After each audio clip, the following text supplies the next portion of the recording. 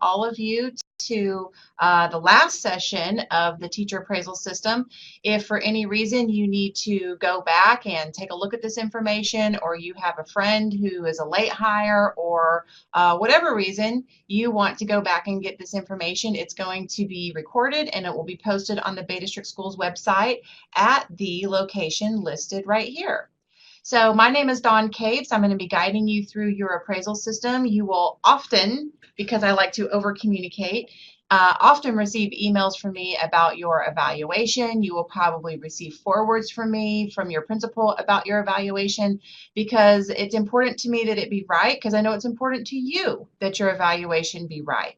So please make sure that you have signed in down here at the chat using your name and your school name. I will be copying the chat just so I can document who was here and participating. There will be opportunities to answer some questions in the chat, so please make sure that you're using your handouts that are listed over here to the side to follow along with today's presentation. So we're going to get started. I know you're tired and you're probably ready to go home, so let me help you get there. All right, these are your handouts that you're going to need. As we go through this process, today, let me set your purpose. I am giving you an overview of all of this. So if you went online and you got the at a glance, or you probably saw this from the beginning of the school year, we're here and I'm going to take you all the way through down here at the end. And all of these people that you see here on this page, along with me, we are all here to help you be successful in your evaluation with Bay District Schools. So if at any point you have questions, you have concerns, or you're just unclear about something, it is better to ask and know the answer than to not ask and like suffer in silence. I don't want that. You don't want that. It's, to me, that's just like wasteful time, because I'm here to help. So please ask me for help. I always like to remind people, because I know no one is out there jumping up and down, go, please evaluate me. I would just love to be evaluated today. I know no one's feeling that, so why do we do it? Well, we do it because they're required by Florida statute, by Senate Bill 736. It's defined in state board rules, as well as the newest House Bill 7069.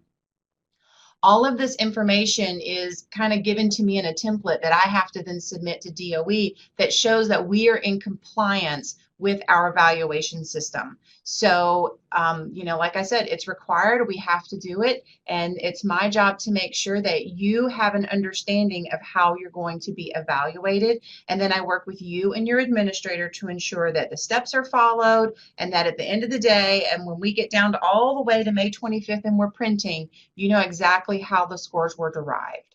Okay?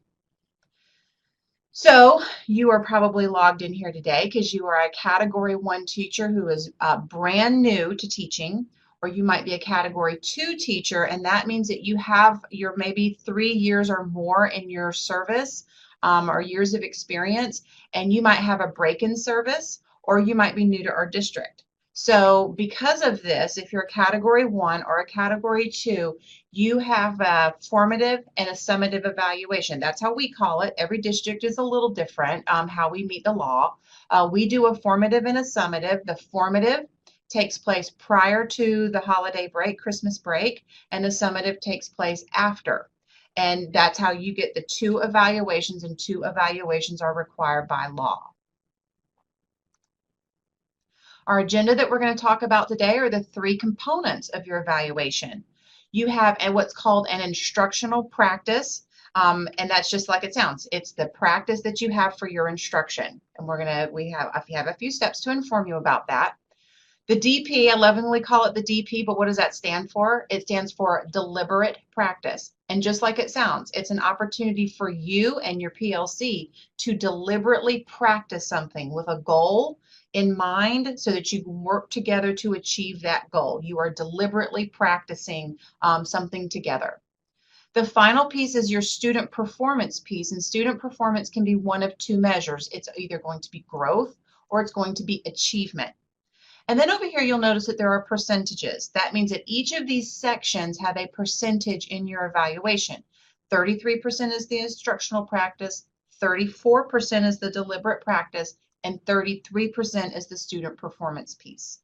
The last thing I'm going to talk about is the timeline, which I've already referenced right here. I call this, there's a one-page at a glance, so you're going to want to make sure you have that. If you don't, please go online and get it, get a copy of it, put it someplace like on your desk where I'm very type A. I would have this printed and like put little check marks off next to it. That's just how I roll. Again, obviously I wanted to emphasize that you have to have 2 evaluations. So we're going to talk first about your instructional practice, okay? 33% of your evaluation. The framework that we use is called the Framework for Teaching, and it is by Charlotte Danielson. This is Charlotte Danielson here. It is research-based. It's a multi-year. We use version 2. There are other versions. We have elected not to purchase the new versions, and we are going to we continue on with the version that we originally started with. That's a version everybody is aware of the language and understands the common language that we use. So I want you to find, there's a one-pager. It's called the placemat. It's just what we lovingly call it. It's called the placemat. If everybody will find that, we're about to have some questions about it. So it's kind of getting you ready. Find your placemat, and a few things to notice about it. First of all, I want you to notice that there are 4 domains, and this is how Charlotte Danielson arranges the framework for teaching. We have 4 domains. Domain 1 is planning and preparation. Domain 2 is classroom environment. Domain 3 is instruction, and domain 4 is professional responsibilities. So we'll talk a little bit more about it, but just when you initially glance at it, here's your question. Pay attention. Here's your question. What do you notice about how it's arranged on the page? Very general 30,000 foot view question. What's something you notice about how it's arranged on the page? I'm going to use my wait time. I see Haley and Michelle are typing. Multiple attendees are now typing. In answer to the question, what do you notice about how it's arranged on the page? I'm going to give you about 10 more seconds. There are 4 quadrants. Yes, those are the 4 domains. Nina, you're correct. You're on the right track. It does go in a circle. It does go left to right and down. Clockwise is another one. Clockwise, yes, it's like you were reading my mind, everybody. It does go in a clockwise motion around the 4 quadrants. So if you think about it with domain, we start with planning and preparation. Catherine, I love that comment. Yes, it is a forever cycle, isn't it? We go from domain 1, planning and preparation, then we move into thinking about the culture of the classroom environment in order to have instruction. Then we have our professional responsibilities like reflection, and then we start it all over again, and on and on and on and on. Every day, forever in a circle. I know sometimes it's like Groundhog's Day, but this is what teachers do, right? What's something else you might notice about how it's arranged on the page? So take a look again, something else to notice about how these domains are arranged on the page.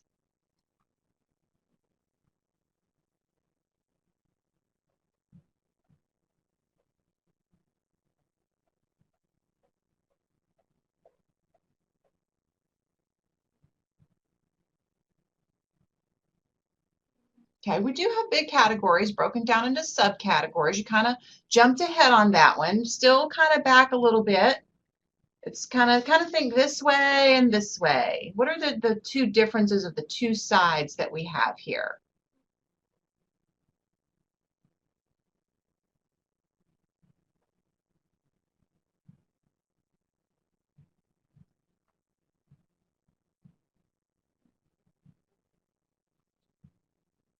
Outside the classroom, inside the classroom, prep versus environment, with kids, without kids. Yes, these are all observations that you can definitely make.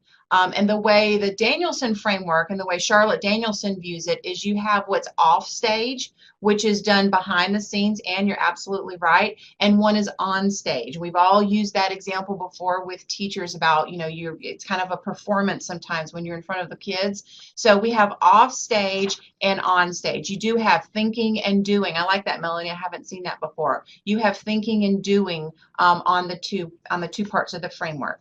So also, what you'll notice, and some of you already went right there because you noticed it right away, we have 22 components. So each domain is comprised of components. Components are the main categories. So for domain 1, we have setting instructional outcomes is 1C is one of the components.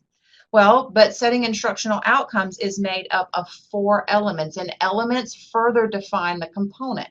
So that you know that setting instructional outcomes has to do with value, sequence, and alignment. It has to do with clarity. It has to do with balance, and it has to do with suitability for diverse learners. So each one of the components has been broken down to further define what does that mean. And then in a few minutes, we're going to be taking a look at what the definition of those subcategories would be. How do you put that into the rubric?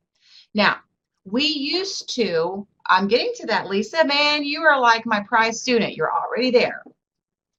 So we have 22 components, and we used to, at the beginning of this process, evaluate everybody on all 22. Well, we learned over time that 22 is too many. It was just too much for people to focus on, felt like they had to work on so much at one time, and it can be a little overwhelming. So what you have what's called an oversight committee that helps monitor the evaluation systems. We take a look at things that come up and how are we going to define them? How are we going to answer them for teachers? Are there changes that need to be made according to law, and what will those changes be? One of the changes that they decided to make was that we would have 11 components that would be evaluated. Those are the ones that are bolded. So I'm showing you all 22 so you get an understanding of what the whole framework is about, but for your evaluation, you are only evaluated on the bolded ones. So when you look at this, does it mean that the other 11 are not important? Absolutely not. What the oversight committee decided was that, okay, we're not saying that classroom environment is not important, but what we're saying is when we have to focus on something to give someone feedback on, we're going to focus on instruction, because most likely one environment is what instruction is built upon. So these two things are very closely related. So you'll notice then that the evaluation is about planning and preparation and instruction. And if you have been participating with your PLC, you know that right now we are working very hard in the PLCs on planning and preparing for instruction. And that is what is reflected in the evaluation. Now, we also have managing student behavior, 2D, as well as maintaining accurate records. I cannot impress upon you enough how important some of those things are about records, putting your grades in on time. They have to be done on time. Doing your daily attendance. We'll talk about attendance at the very end of our time together when we get to the student performance piece and why that is so important. So let's do a little quick check. I want to know the domain. So when you look at the domain here, during small group activity, Mr. L notices that 2 students are involved in some reading some outside material. They don't ever do that. He continues to circulate towards the 2, quietly asks for the magazine, points to the task they should be doing, moves on to the next group. When you look at this, which domain, 1, 2, 3, or 4, do you think this is? Domain 1, 2, 3, or 4. Excuse me.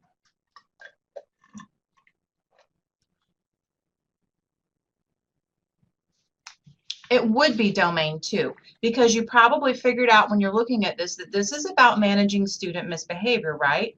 Because he's having to circulate, he's having to quietly handle the misbehavior and then move on to the next work. So we'll kind of look at, I think somebody said something about it being highly effective. We'll check that out in the rubric a little bit later. All right, let's do one more. We're just going to do one more.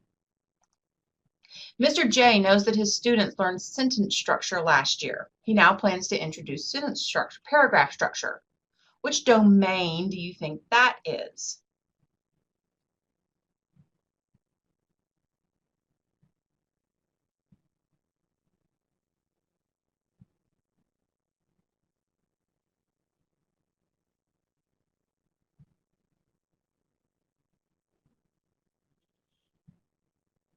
You're right, everybody, 1. And you probably picked up on the planning word here that he used. He's now planning for his instruction that he wants to do next. So definitely paragraph 1. When you look at just these 2 simple examples, These are what teachers do all day, every day.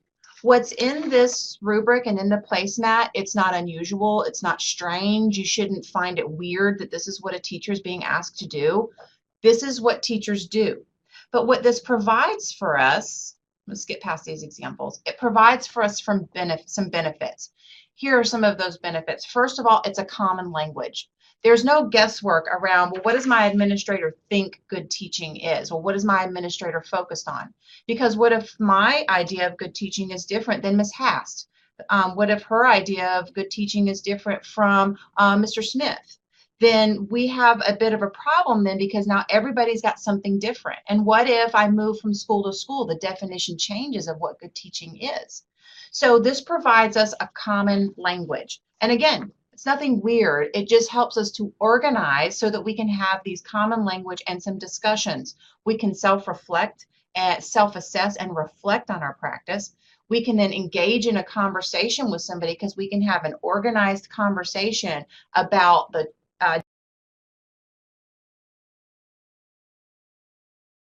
definition of good instruction, and it also provides us an opportunity for collaboration because we're all working on the same thing.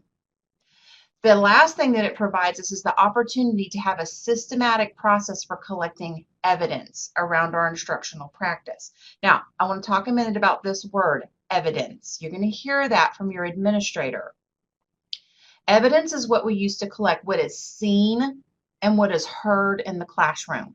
Seen and heard in the classroom.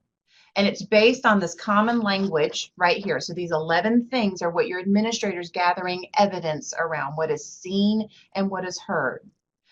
Let me ask you this question. Why do you think it's helpful for us to collect evidence on what is seen and heard?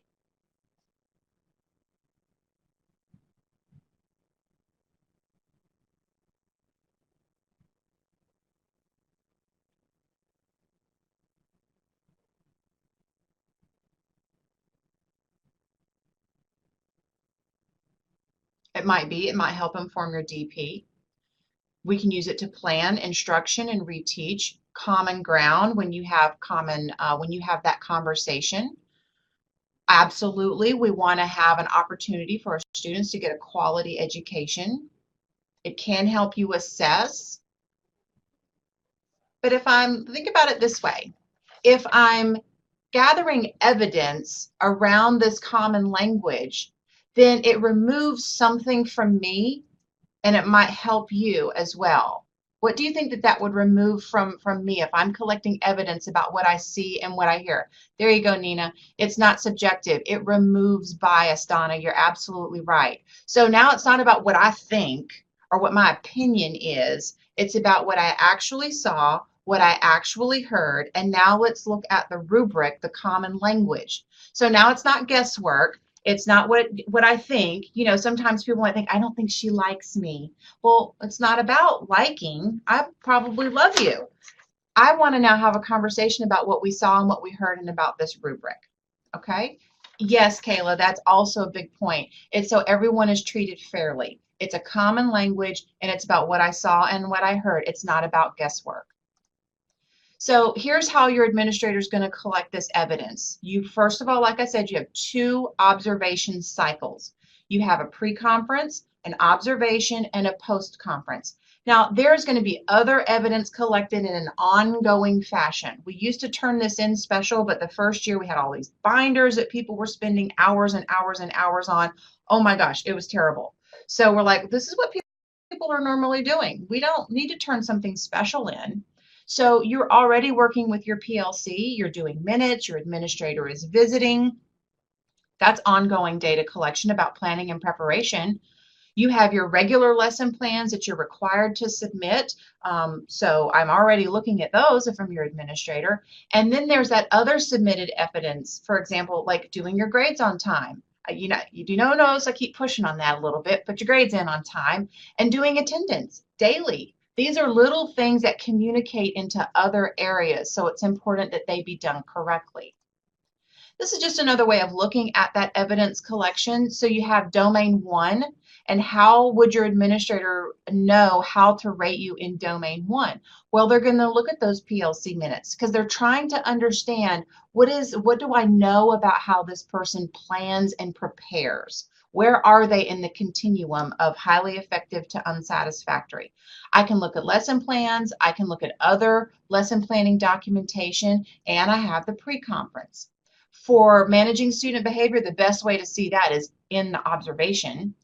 Domain 3, which is about the instruction, where am I going to see that? I can see the planning for it, what you meant to do in your lesson plans and PLC minutes, but mostly I'm going to see it in your observation. And then we can talk about what happened in your post-conference.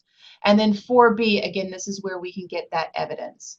So we really try to tap into what you're doing every day that your administrator's already receiving and collecting, but we also have that observation cycle, and you're going to have 2 of those. You and your administrator are going to want to set your observation date. That's going to need to happen before the Christmas holiday. Okay, so if it hasn't happened already, you're going to get that scheduled very soon. I mean, not like it needs to happen soon, but it needs to get on the calendar. I know those get filled up. 3 days before you have your observation, you want the pre-conference. And then before that pre-conference, you're going to want to complete the pre-conference questions. Okay, the pre-conference questions. So let's take a look at those. You have one of your documents that I gave you was your pre-conference questions. Up here are classroom, and these are non-classroom. So instructional, these are all classroom, non-classroom. Some of my non-classroom people, you may find that your evaluator may need to further tailor these for you based on your job and who your student is. Sometimes our students are not the children. Sometimes our students are the adults. So you may have to kind of tailor these, but your evaluator will work with you on that. So take a look at the pre-conference questions. And why do you think these are good questions to submit to your evaluator before they come into your room for an observation? What do you think the purpose of the pre-conference questions would be?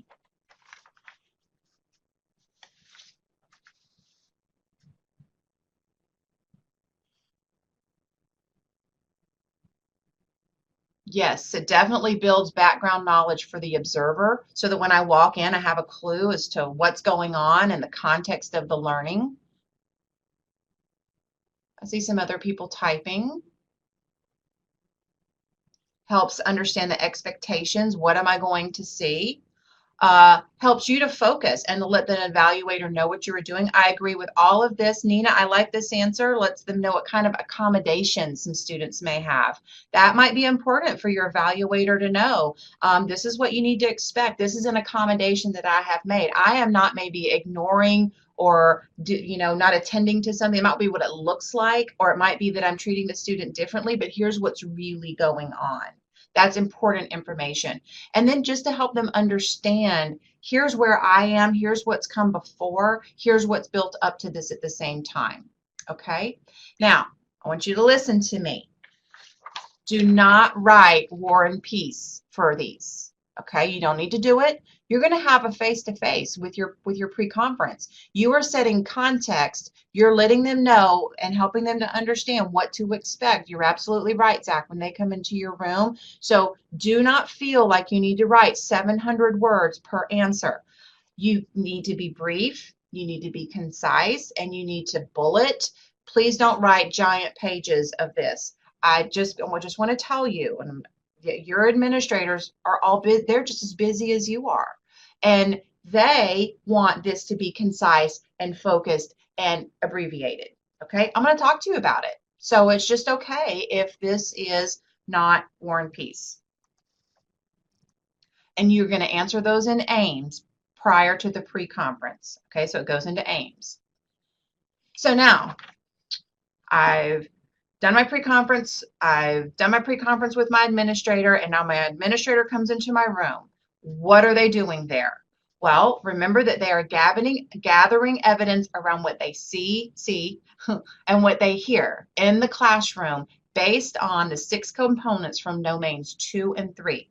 because that's the observable side, right? That's on stage. So I need to see, I've got your lesson planning here in the back of my head. I know what we talked about.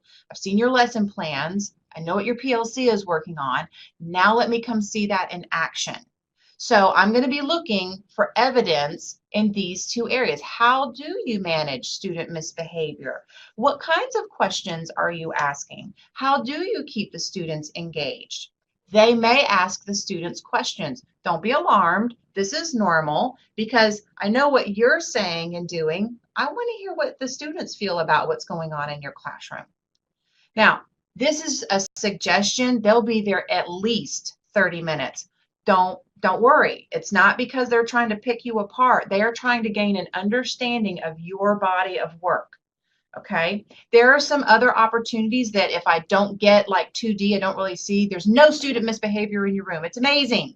Well, I might want to come back and just check and see, was this just having a great day? Maybe I need to gather a little more evidence on it. But for the most part, it's going to be a one visit where I'm going to gather evidence from the classroom. Okay.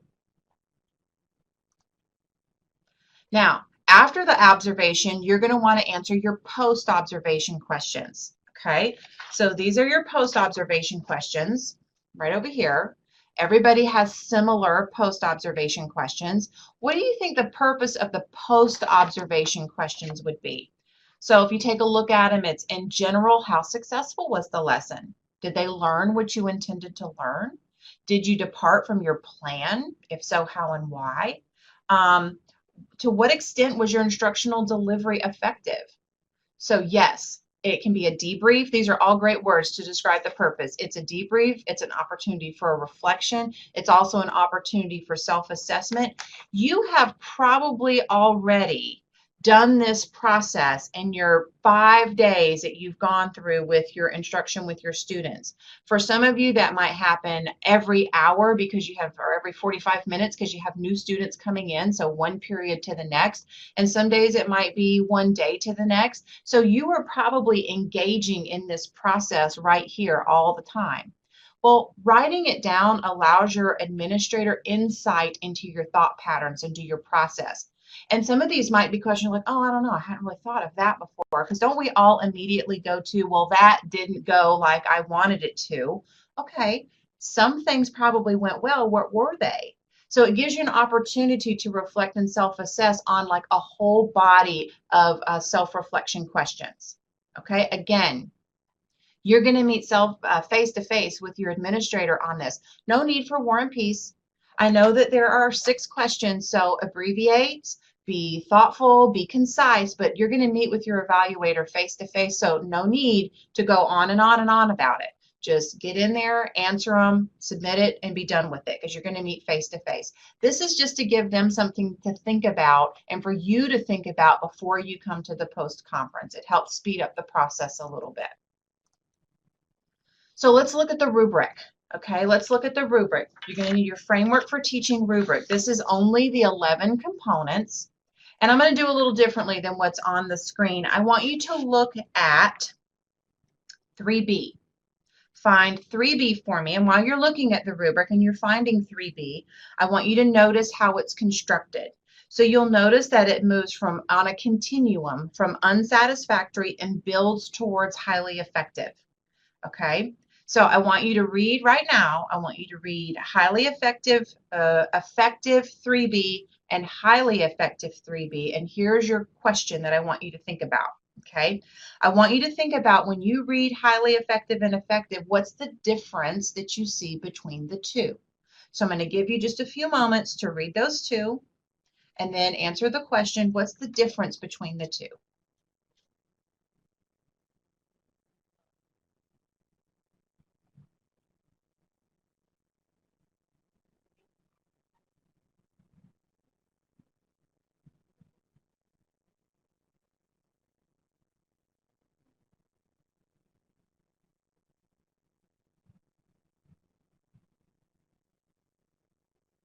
So I see some of you saying definitely. You are already noticing and you know that highly effective is a student-led lesson. Now, when we're talking about questioning, what does that mean? Okay, Jose, you got it. Students formulate the questions.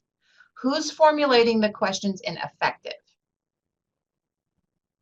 The teacher is formulating the questions in effective. Boy, that was hard to spit out.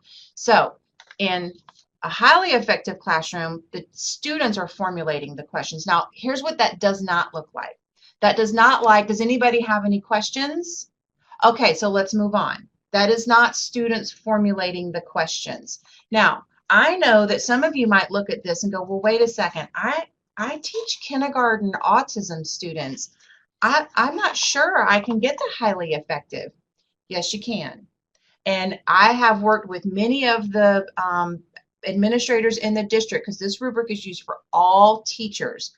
And one of the things I want you to always make sure that this is kind of references is as appropriate. So the level of expectations that we're going to expect from an IB student who's in the 12th grade at Rutherford High School is going to be a different type of high level question because it's going to be as appropriate than a student that might be in the kindergarten autism class at Cedar Grove. There are different expectations because they're different students, but the expectation is still there that as appropriate, students need to be allowed the opportunity to formulate the questions about the assignment that they have. Does this take time? Absolutely. Can it be done? Absolutely. Okay. Now, because I know sometimes what people, they're, I don't know if you're like me, but sometimes I'm like, oh, I'm going to be awful. I'm going to be unsatisfactory. I'm going to lose my job. And I start panicking. Let's look at what unsatisfactory means. Okay. And let's look at unsatisfactory and let's look at this time. Oh, let's look at, where's the one I want to do? 1F. Let's look at 1F.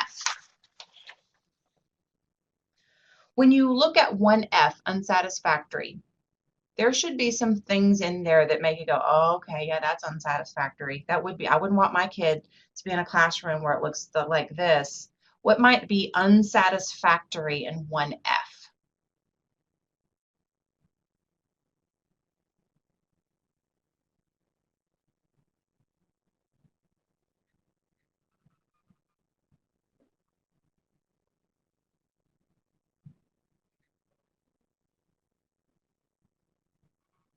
Not using assessment for future instruction. No plans for the class. Inappropriate to the students. I mean, these are, and it might be yelling at students, Joshua, but if we want to focus in on the language here, it might look like that. And let's go ahead now and let's look at 2D. Look at 2D.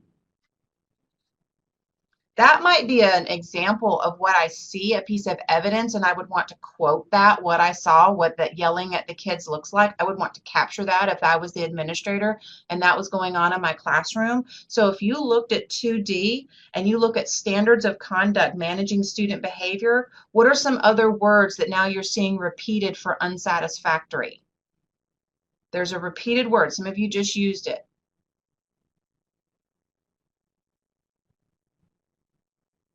There's no evidence that standards of conduct have been established. Okay. What else did they say in unsatisfactory about managing student behavior?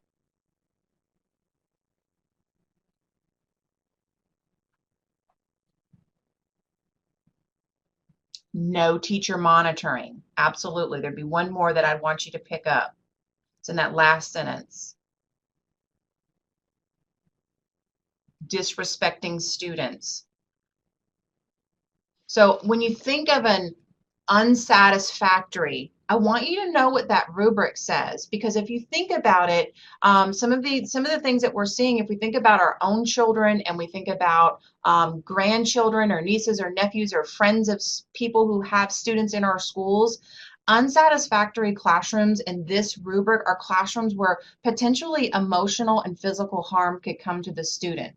That is unsatisfactory. Okay, and so I want you to know, because I know sometimes our minds go to certain places like, oh, I'm going to be unsatisfactory. I want you to know what that means, to know that that is a classroom where true harm is coming to the students. So it's not an arbitrary, well, you had a bad day, so therefore it's unsatisfactory. Bad days are different than classrooms where harm could come to students. So I kind of wanted to make that distinction for you. So how it all comes together. I'm your administrator, and I've gathered all of this evidence about your practice. Okay, I've looked at your lesson plans, your PLC minutes, and so forth. Well, now I have these 11 components and the rubric, and sometimes administrators like to sit side by side with teachers and discuss it. Just depends on how your administrator likes to complete the process. So we look at highly effective, and highly effective says it's a rubric. At least 80% are at level 3. Okay, 80% are at level 3, and 0% are at level 1 or 0. So what does that mean? That basically means you can have 9 highly effectives and 2 effectives to be rated highly effective. Now, what I don't want you to think is I don't want you to think that that's the pie. I mean, that's the only thing you can get and be okay. An effective classroom is a good classroom. Okay, an effective classroom is a good classroom. So how do you get rated effective? At least 75% is at level 3 and 2, and 0% at level 0. So what does that mean? That means that you can have 9 highly effective effectives, you can have 2 needs improvements, but no unsatisfactory. Think about that unsatisfactory classroom where all those no's and students are being disrespectful and potential harm. So you cannot be effective and have that going on in your classroom. But you could be needs improvement, and for you all, that would actually be developing. Okay, I'm not sure what's going on with my mouse here, but it's not cooperating. Now, I want to talk about unsatisfactory. How do you get an unsatisfactory rating then on your rubric? So this is how you get rated for these components, unsatisfactory. How would you get an unsatisfactory then on your instructional practice? So here we have a set of rules, and then these sometimes can be a little confusing. Greater than or equal to 50% at level 1 or 0. So what does that look like? That means that you could have 6 needs improvements and 5 effectives and be rated unsatisfactory because 50% or more of your components are at a level 1 or 0. Okay, so that's how that would earn an unsatisfactory, because the oversight's contention is that if most of your instructional practices needs improvement, then that is unsatisfactory. Okay, it's not an average. So if you look at this one, you might think, well, wait a second, 6 U's and 5 E's, that should average out to be a needs improvement. It's not about the average, it's about this rule. So if it doesn't fit highly effective, effective, or unsatisfactory, then it would be developing for you all who are category 1 or 2. Now, I'm noticing the time, and I'm going to go through this as quickly but effectively as possible. So if you have any questions you're thinking about right now, please email me. That's what I do, is answer email and questions all the time about your evaluation. Okay, so I'm going to skip ahead to the second part of your evaluation, which is the deliberate practice. You have probably already gotten to know your PLC very well. Okay, so what we do is we do the deliberate practice through your PLC, because this is work you can do together. Many hands make light work is my saying, and that's why I have it here. And so we really use the process of the PLC. If the PLC is here, the deliberate practice is one part of the PLC. This is the work that the PLC engages in all the time, ongoing and in a cyclical way. Ongoing and in a cyclical way. Okay, you start using data, you create a lesson plan, sometimes a common assessment. You all talk about instructional strategies that you're going to use. You conduct the common assessment and then analyze the data, and then you remediate and reteach, and then you do it all over again. That is the cycle that we use for PLCs. So then we use the deliberate practice to tap into that. So step 1, you've already done. You probably already know who your primary PLC is. There are 2 types of PLCs. There are people who are going to have common data, like common standards and common assessments. And then there are those who might be working on common problems. And those are 2 very good places to be, because you're both working for the betterment of your school. Step 2, you and your team are going to establish your anticipated goal. that is going to be a numerical goal, something that you all want to strive to achieve.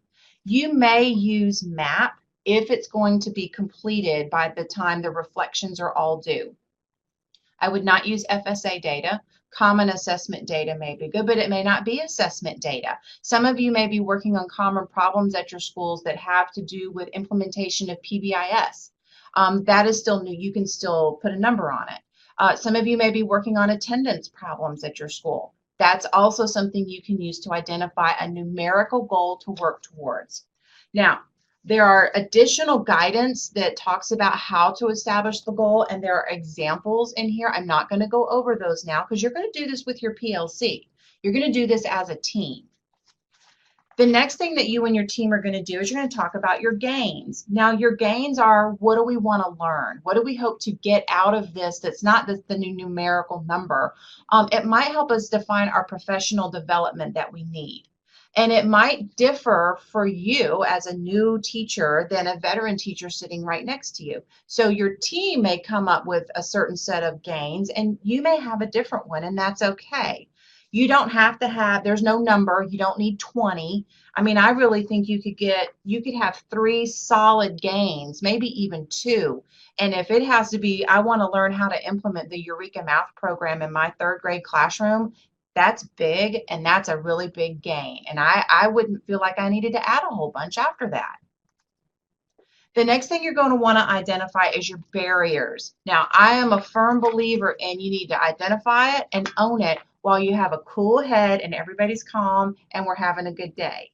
Because people will sometimes come in hangry. They will come in agitated about something that happened during the day. So if time is something that we identify as a barrier, let's talk about it now when time is not the barrier so that we can be cool about how we're going to make that decision. How are we going to get past it? What are we going to do if that's the barrier that we've identified? That's also the reason why people set up norms. If you haven't done that already, you and your team should do that very soon. The norms of behavior. Let's establish those while we're calm, while we all are smiling and having a good time, because it won't always be like that. So let's identify how are we going to handle it when it's not. That's why I love the idea of think of, yes, time will be a barrier, and what are we going to do about it? So identify them. Please don't think you need to come up with 19 of them. You don't.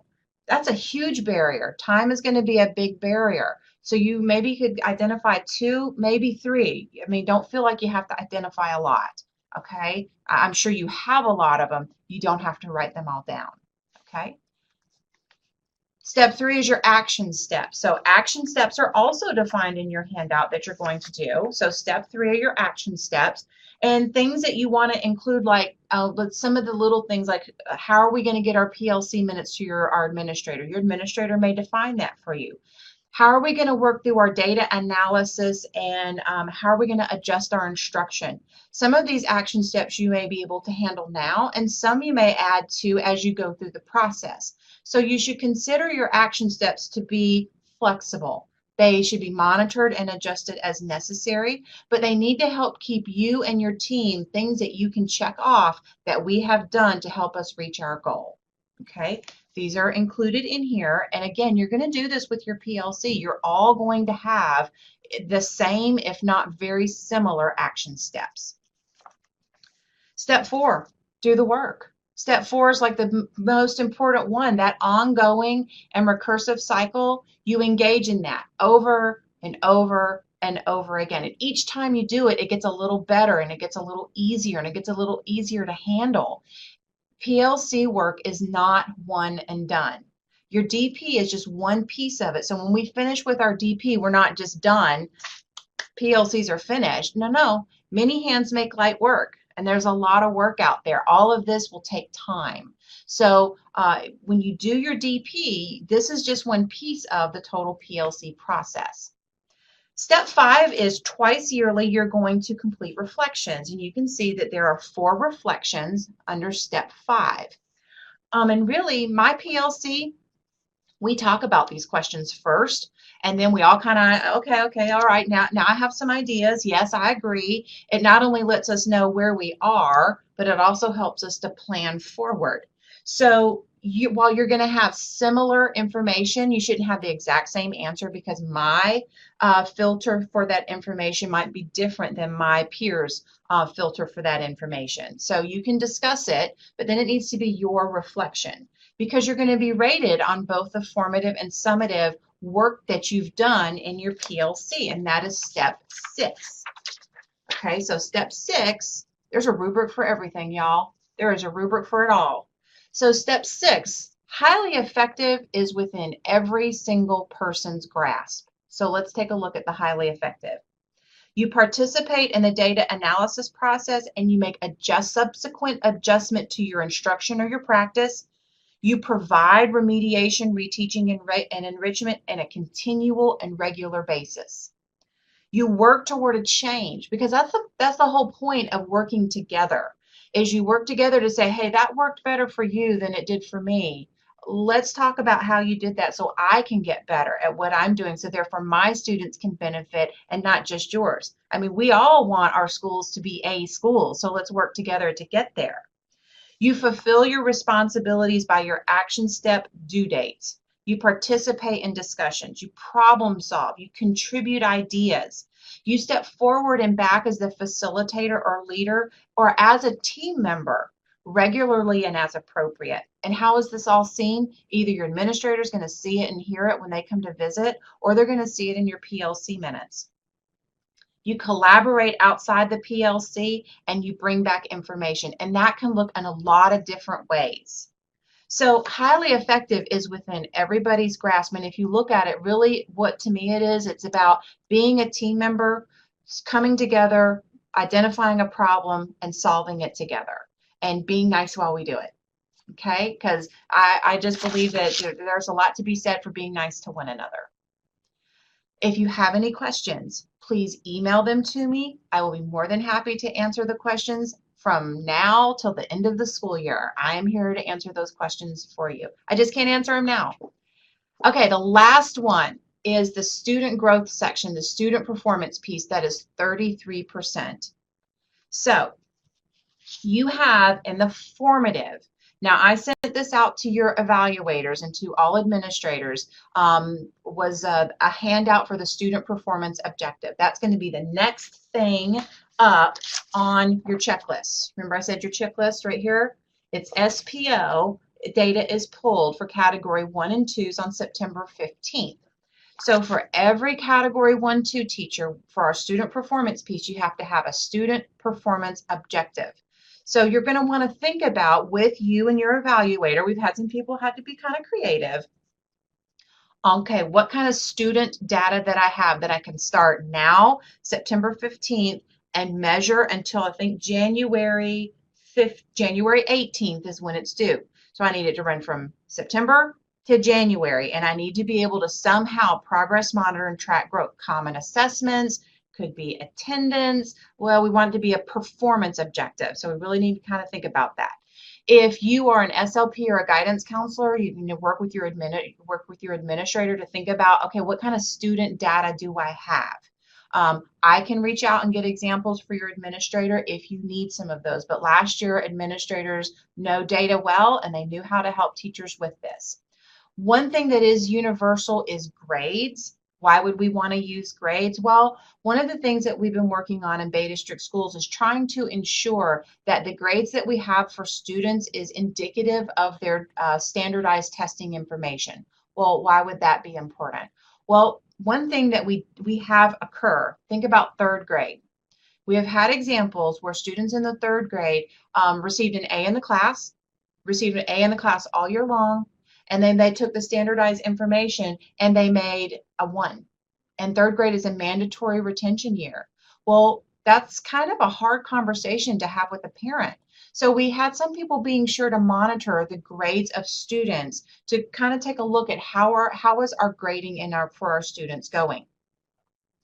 So you and your administrator are going to want to establish a student performance objective in which a student data number is targeted to either decrease or increase. It has to be a student goal that is specific, measurable, achievable, and timely, in time for the January due date. Okay, so there are some examples on that handout that I provided to your administrator, and I've given them a link to another document. Here's one that focused in on grades. Here's one that focused in on the map. This person happened to be getting the map back in time. You can use the map data. And here's one that used about students with the 504, wanting to work them through the MTSS plan in order to increase the number of students who had a 504 plan. So if these all run through and work for your evaluator and administrator and it meets the criteria, it is a student performance objective. This is a part of the formative assessment, and theoretically it should assist with your summative measurement, the summative student performance, but this is formative. So one of the things I want you to know is that it will be important for you and your administrator to monitor your progress on your goal and make adjustments as necessary. Why is that important? Well, we want to progress monitor because what happened last year is we did have some examples of some teachers who were asked by their administrator to please progress monitor your goal. Why don't you think we need to adjust that? And because they were busy and they didn't think this through, they didn't change the goal. So it came time for their evaluator to rate their SPO, and they're like, Dawn, they didn't meet the goal. They didn't adjust it at any point, and I had some concerns, but for whatever reason, it didn't happen. And so the only recourse at that time was to rate it as the goal was not met, which is needs improvement. So you're going to want to progress monitor because you may be very ambitious in your goal setting and then realize through your progress monitoring that you don't think that goal is going to be met. It is the best practice to evaluate that and adjust it early on, and don't try to adjust it the day before it's due because you didn't meet it. That process is not going to fly with your evaluator because it's not best practice when you're thinking about action research and about goal setting and progress monitoring. If you have any questions about that, please contact me. So the final piece that I want to walk you through is your student performance. That's the summative part. Now, just to give you a little context, we are right now doing this piece for the 16-17 evaluations. We always work like 6 months in arrears because, for example, the VAM information data that we get from the state, we just got at the beginning of August, first week in August. Some of the data for some of the advanced placements in IB we won't get for maybe another week or so. So it takes time to do this piece. So at the end of this year, when you get to printing on May 25th, when you get down here, you're printing 67% of your evaluation, which would be your instructional practice and your deliberate practice. We do not have this information at the end of the school year. Okay, so just want to set that context for you. So here are the approved measurements for the summative evaluations, and I'm pretty sure this is all of them. So we first have the state assessments that we use. So we use the FSA, and we remember, if you remember from my opening presentation that I gave you, we will be using our rubric with the state data. But then we also have achievement rubrics for all of these standardized assessments that we use. Excuse me. The MAP K2, you remember from my presentation at the beginning, I hope, that we're taking a closer look at that achievement rubric. It will be adjusted. We have a MAP to third grade measurement that we do. We have an AP rubric. I told you there's a rubric for everything. Okay, and these are just some of the ones. I think this is about all the ones that we use. For Haney, we use the TABE.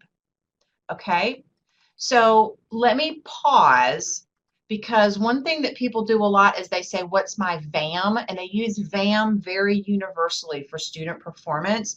But I like to hone in on VAM because it is kind of controversial, and it's not difficult to explain, but it's just one of those kinds of things that, you know, people want to know more about. But you have a student performance piece, and the student performance piece might be VAM, but it might be all of these other things as well. Okay, VAM is one piece of it. So who has a VAM? A VAM is going to be those people who have students who take the FSA, reading or math or algebra 1. Okay, those people have a VAM. The rest of you have one of the other growth measurements or achievement measurements. It is not a learning gain as calculated in school grades. It is different. This is its fancy term, covariate adjustment model. So what does that mean? Well, what it means is it uses the student's prior test score and other measured characteristics to predict the student's achievement. It's really comparing a student's success to other students like them to create a predicted score. And I'm going to give you a visual in just a minute that always helps me. So when we talk about those characteristics, I'm going to skip past this, okay? How are similar students identified? Well, the first thing is we want to know what was their prior year score and their 2 prior year scores, because what the model says, here's what the model would say, is that the biggest indicator of present success is prior success.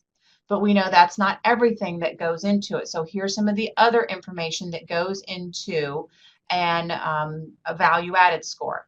Remember I said attendance was extremely important, that it be entered in correctly each day. This is one of the places where it shows up, and I'm going to talk about it in a second. Specific learning disability, ELL, mobility. These are all used as a part of the model.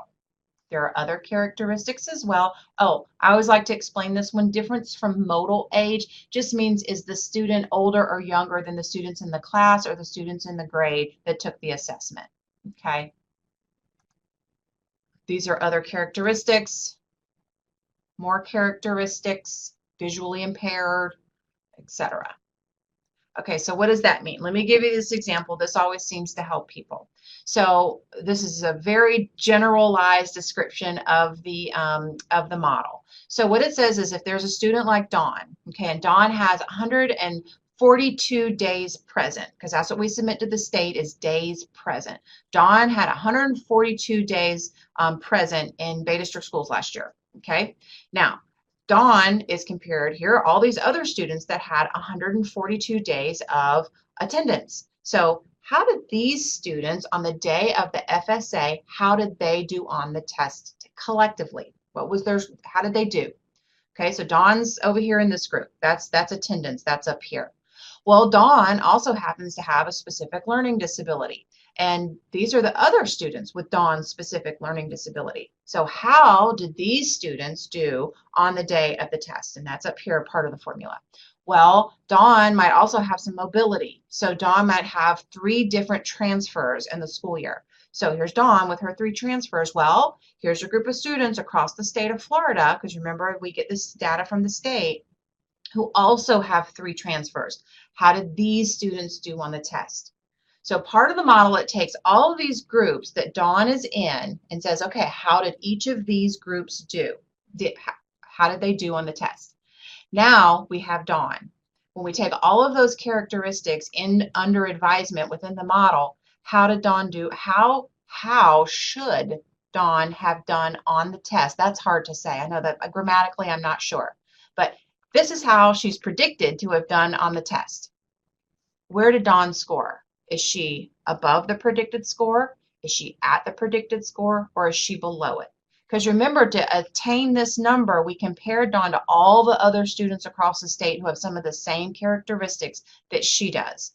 So she's compared to other like students. So for each student in your class that comes through onto your roster and then makes it through into a value-added score, then we have a predicted and we have an actual score. Okay, if you were not listed in the list of FSAs, you're like, wait a second, I teach science 6th grade. What is going to be my rating going to be based on? You would be based on the FSA reading. And remember I said that predicted score that every student gets, well, who appears in the model, then that predicted score versus actual score is what we measure. We measure how many students met or exceeded their predicted score for the FSA reading. Okay, so that's a value added score. But remember I said that's just one group of people. We have people who are on an achievement rubric. We have people who are on the advanced academic rubric. We have people on the dual enrollment rubric. We have IEPs who are on here on the achievement rubric. So we have a lot of rubrics. VAM is just one piece. Okay. All right. Wow, I can't believe it. I'm only a minute away. It's the first time I'm going to finish. Fourth time is the charm. Okay, everybody, I'm getting ready to ask my last question for you. If my ratings come through in my instructional practice, after all the evidence is done and collected and that runs through the rubric, my rating was effective. That's a 2.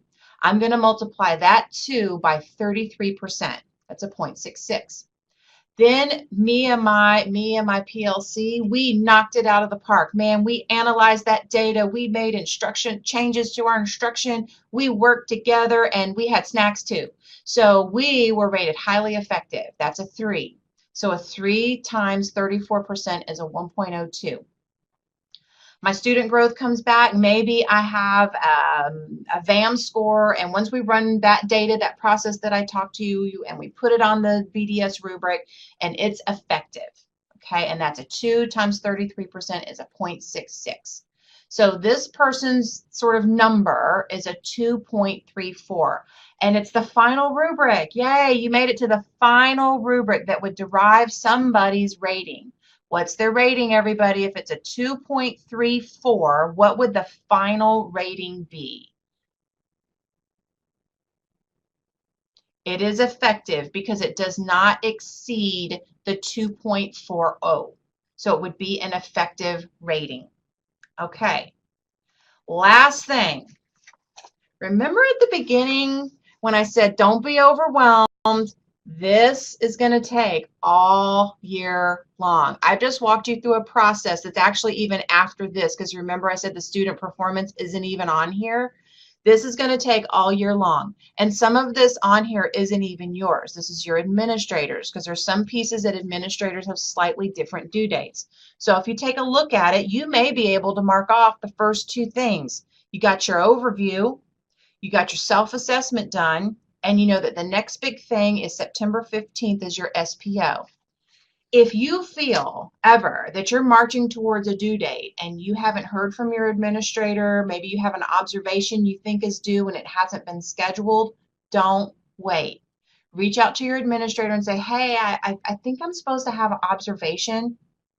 Everybody is busy. The students are, when they're in the building, everything stops for them to receive their instruction. And so sometimes it happens where things get misplaced and people, it doesn't get scheduled. So don't wait. Always consider your evaluation a partnership between you and your evaluator. So reach out and ask for help if you think that something's not going well. Wow, everybody, I appreciate you for sticking with me till the end of this. Hopefully you now have an overview and understanding of your evaluation. You will receive emails from me periodically and from your evaluator about your process. Please make sure that you read those. I know that you receive a lot of communication, but when it comes time to print this on May 25th, you want it right and I want it right for you. If you have any questions, everybody, please email me. Please contact me. I am more than happy to help you.